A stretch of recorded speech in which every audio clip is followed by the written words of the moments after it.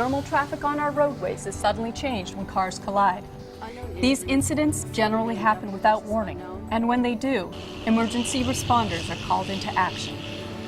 Welcome to Time for Safety, traffic incident management training for responders. Funded by the North Florida Transportation Planning Organization. This training video was developed by responders for responders. It's based on a comprehensive handbook developed by representatives from responder agencies across North Florida. An electronic version of the handbook is part of this DVD, so you'll have it for easy reference. National standards, other reference guides, and our standard operation procedures were used as resources. For this training, we'll use a mock incident to demonstrate key points and hear from other responders just like you. You've probably had some experiences that make you understand the risks and how important it is to have a common game plan among responders for our safety.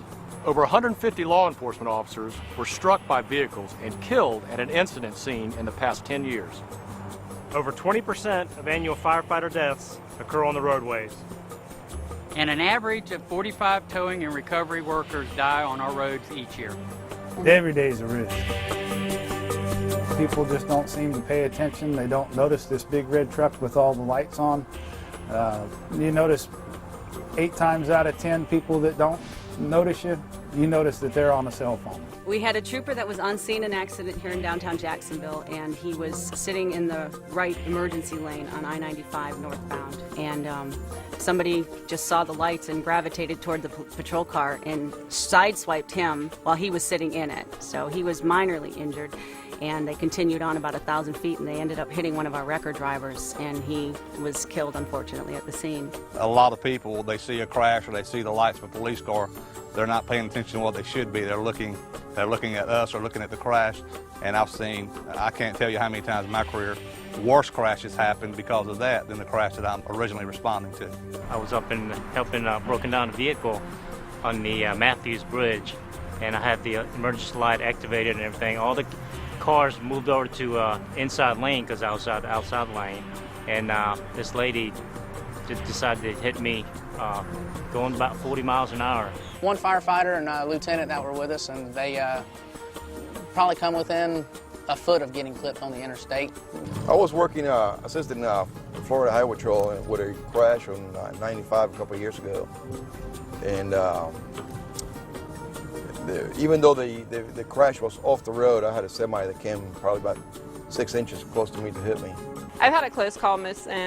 It was on I-95. It was during the day, but it was a vehicle accident that we had to extricate a patient.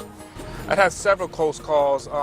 One just recently where I had to thrust myself on a disabled vehicle because I could hear an 18-wheeler rolling on the rumbling strip where I was located on the paved shoulder.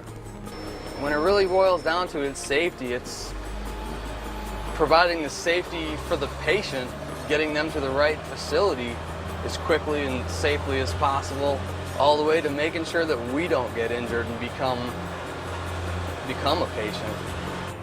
We all have our own roles to play and our own SOPs. It's important to understand these roles and procedures as we work together.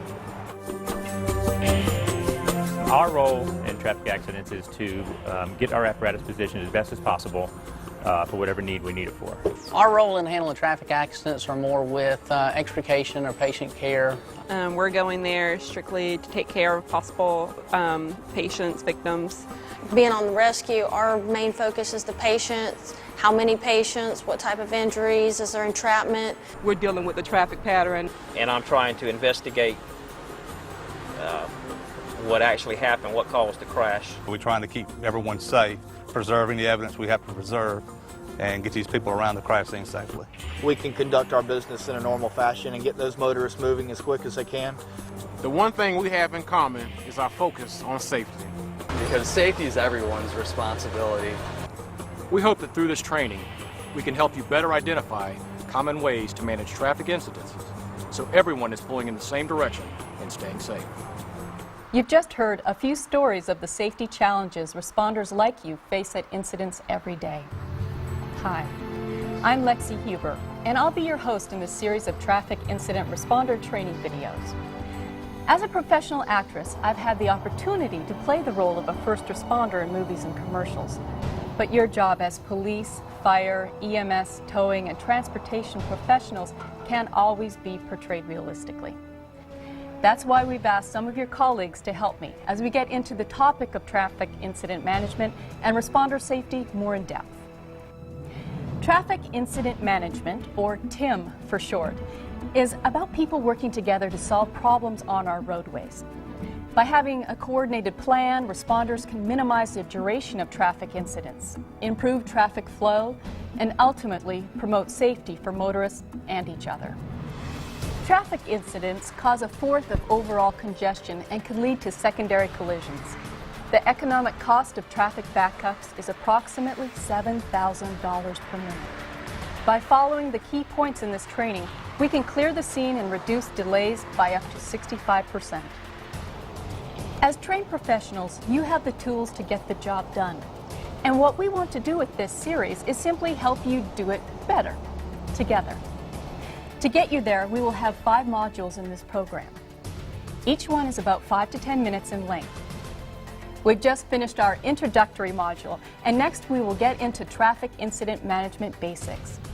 That covers a lot of the nuts and bolts of working around a traffic incident. Module 3 will get into the tools of the trade, and Module 4 highlights key points to keep in mind at the scene. In the final module, we'll present a number of scenarios for you to consider, since after all, every traffic incident and every roadway is a little different. That module will also wrap up the topic and hopefully have everyone on the same page.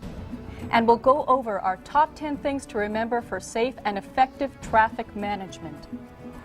The National Traffic Incident Management Coalition has established a national unified goal with 3 main objectives: responder safety, safe and quick clearance, and prompt and reliable incident communications.